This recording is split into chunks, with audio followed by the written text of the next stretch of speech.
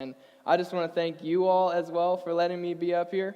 I couldn't be up here today if you weren't a part of this church. You guys allowed me to come here and learn about discipleship, learn about following Jesus, learn about loving people better. And so thank you for letting me be a part of this family and letting me just grapple with my faith and be challenged in my faith and what God has called me to do. And so thank you for letting me be here. I'm excited to be here this morning.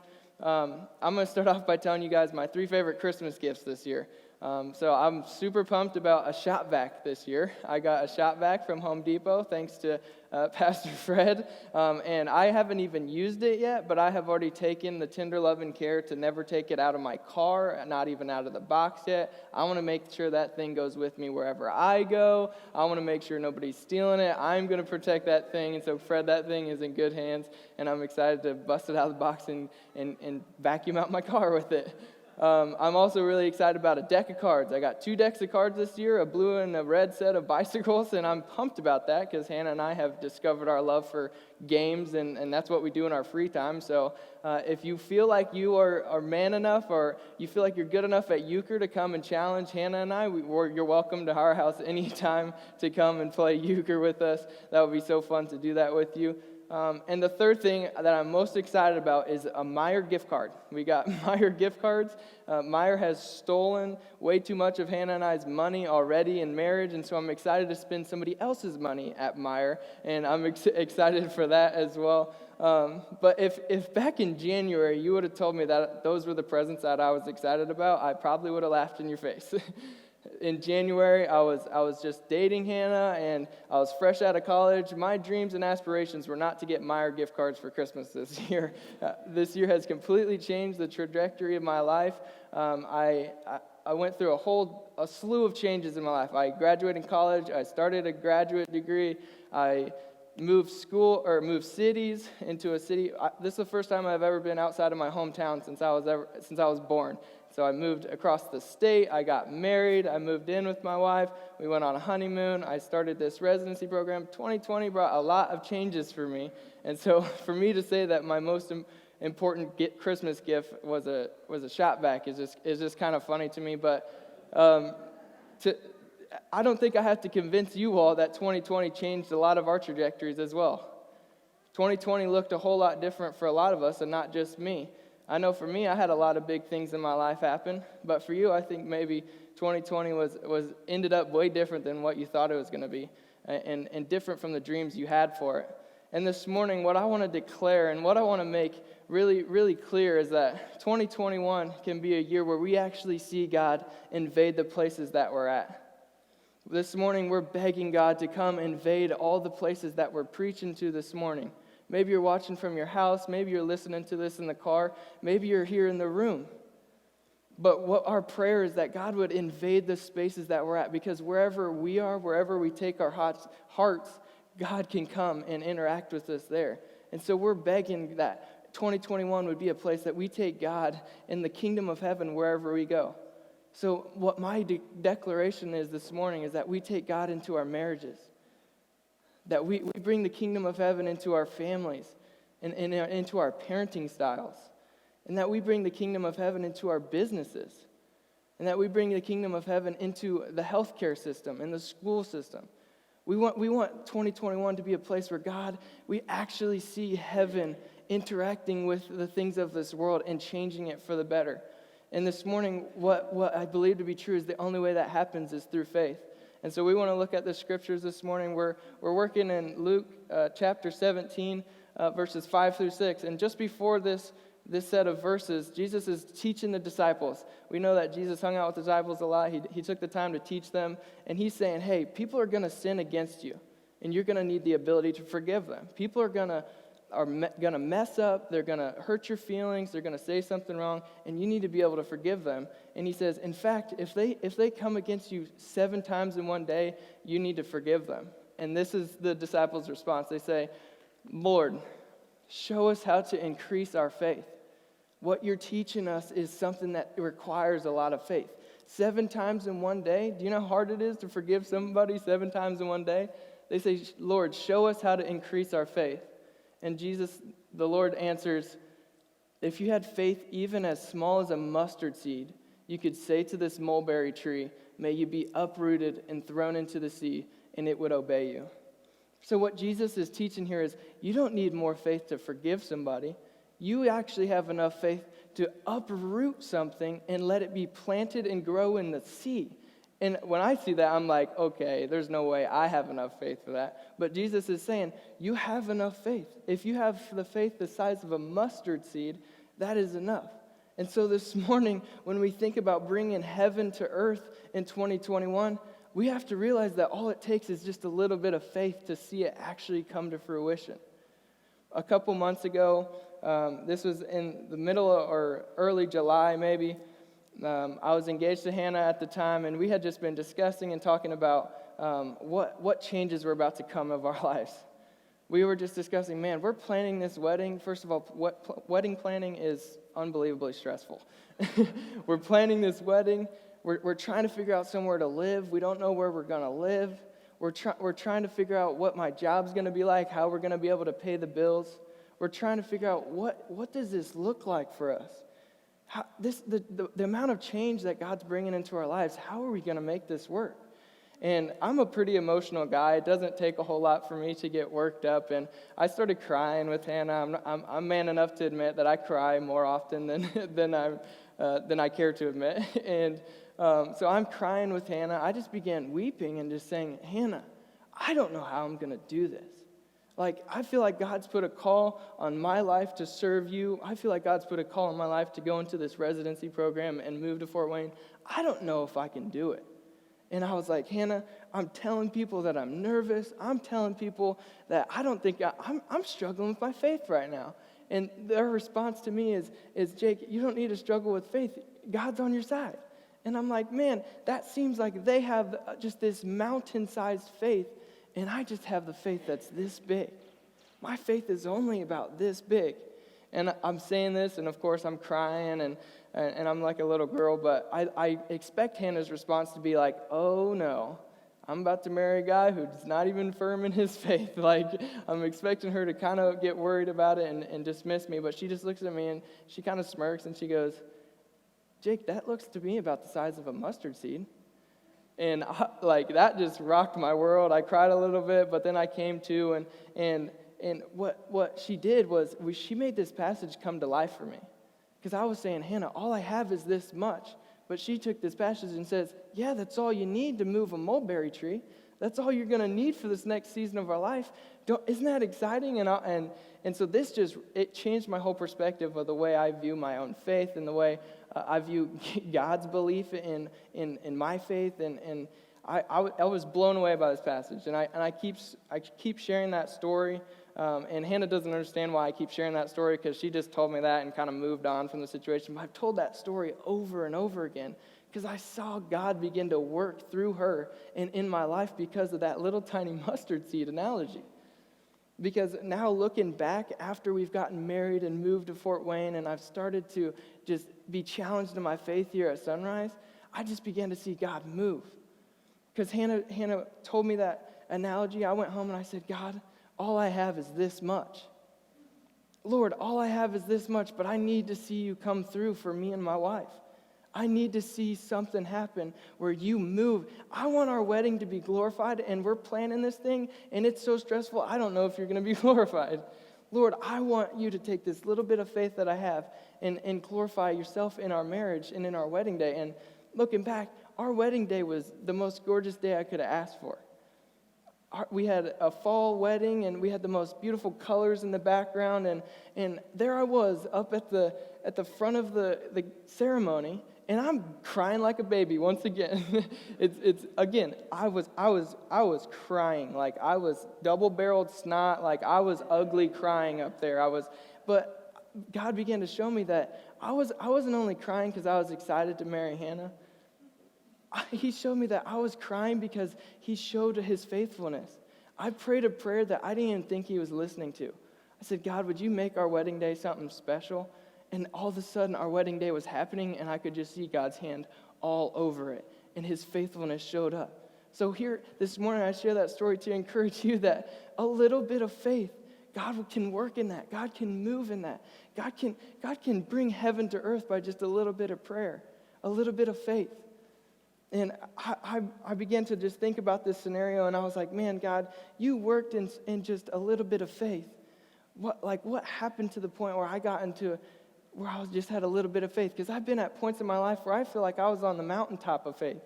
Have you ever experienced this, where sometimes you feel like, man, I am so encouraged. I feel like I'm walking around in heaven. I feel like I have the mountain of faith. But other times you're like, man, all I got's a mustard seed. So God began to show me a time in my life where I had just this mountain of faith. I felt like I was never going to get shaken off of this mountain. And this was in the summer of 2019. I went to work at Camp Adventure, and I volunteered my summer there just to see God move in my life. I was just hungry for the Lord. I wanted to see what he could do through camp ministry, through myself, and I was just so pumped. And I told the Lord, I was like, I want to see you move so badly. I want to document everything that you do this summer. So I took this journal with me, and every night, no matter what happened, I would try and write in here the stories that God did that day. So I'd take 10 minutes before I went to bed, and I'd just say, man, God woke me up this morning when last night I was so tired I thought I was going to die. Like, I would just write these little stories.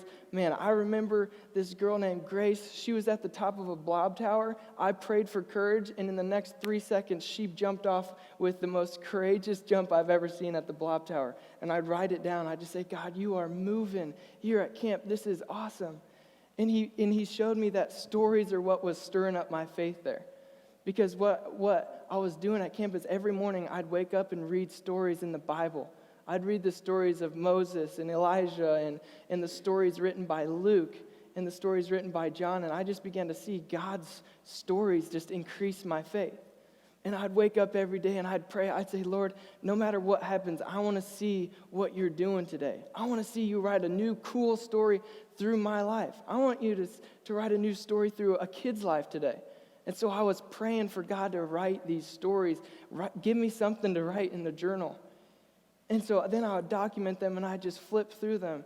And just this past week, flipping through them, my faith has been strengthened and encouraged to see what God did all summer. Because I've forgotten 2019 summer was a long time ago. And I've forgotten those stories, the little stories where it's like 98 degrees, we're on top of a rock wall, and I go, Lord, will you please just cool it off? And it rains. Like, I began to remember these stories, and my faith is just stirred within me. And so this morning, I want to say that maybe you have a story that you've forgotten about.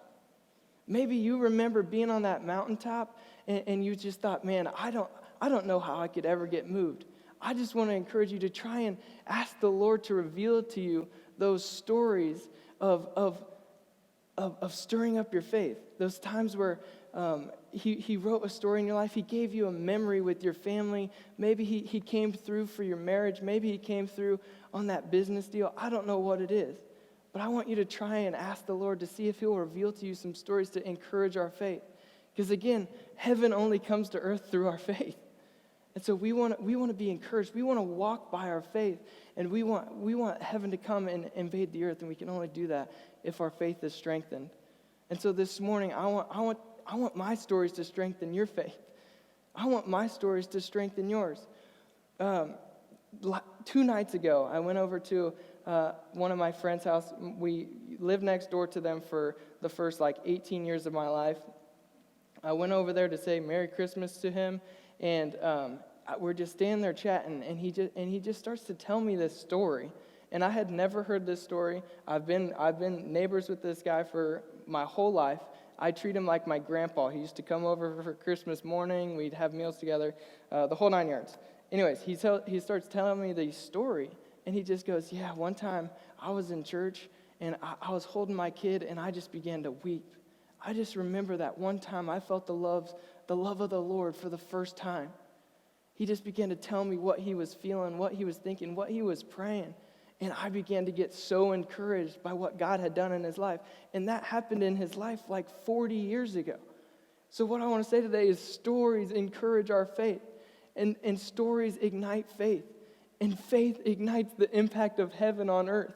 So let's share our stories together. When we come gathered together, let's be expectant to share some stories. Let's be expectant to stir other people's faith. so that we can all see heaven come to life on earth this year. Does that sound good? Do you want that? Do you want to see heaven come to earth? Well, all it takes is a little bit of storytelling, a little bit of seeking through the stories of God, and I believe that we could see heaven come to earth. So this morning, I'm just going to pray that God would open our eyes to see the stories that he writes. I want us to see by faith that God is writing a story in your life every single day, and when we miss it, we won't see heaven actually interacting with us. And so, Lord, I pray that you would open the eyes of our hearts. Lord, I pray that we would know by faith that heaven would come and invade the earth. I know by faith, God, that you can answer our prayers. Lord, I know that somebody's thinking in their hearts and their minds today that, God, you don't even see what they're going through. Somebody's thinking that they don't think that you can answer a prayer because they don't have enough faith. They need to find more faith. And God, I just pray that you would answer the prayer they're praying. I know they're praying with just a little bit of faith, and I pray that you would answer that prayer in a mighty way. I pray that you would help us to see, to share, to tell the stories. I pray that the stories would make us praise you and glorify you. And it's in your name we pray. Amen. Would you stand and sing with us?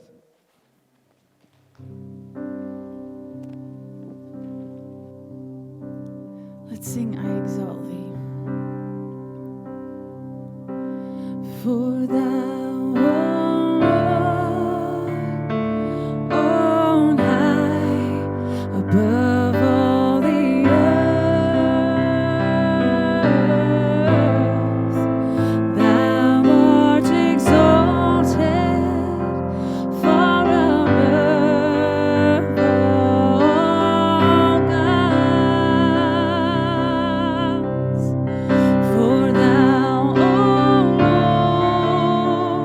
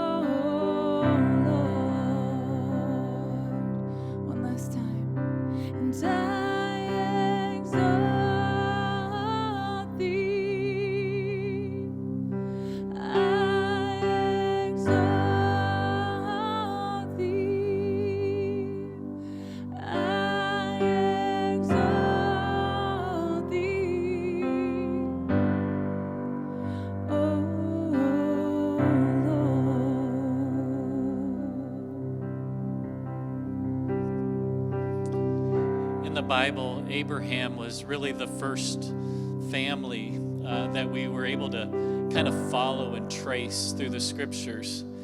And so in Abraham's life, there would be kind of this progression that happens in your life and in my life. Whereas Abraham was living life, he would have a problem.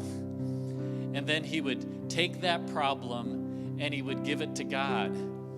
And then God would do something incredible. And literally, Abraham would build an altar and give his problem to God. And then as he would go and live life, as he would travel around, occasionally he would come back to the spot where there would be those stones piled up and that there was an altar there. And he would remember, like, I had a problem and God took care of it when I gave it to him. This week, I'd like you to build an altar. You don't have to build it with stones. This is what you need to do. Is I want you to just, when you have a problem, I want you to give it to God.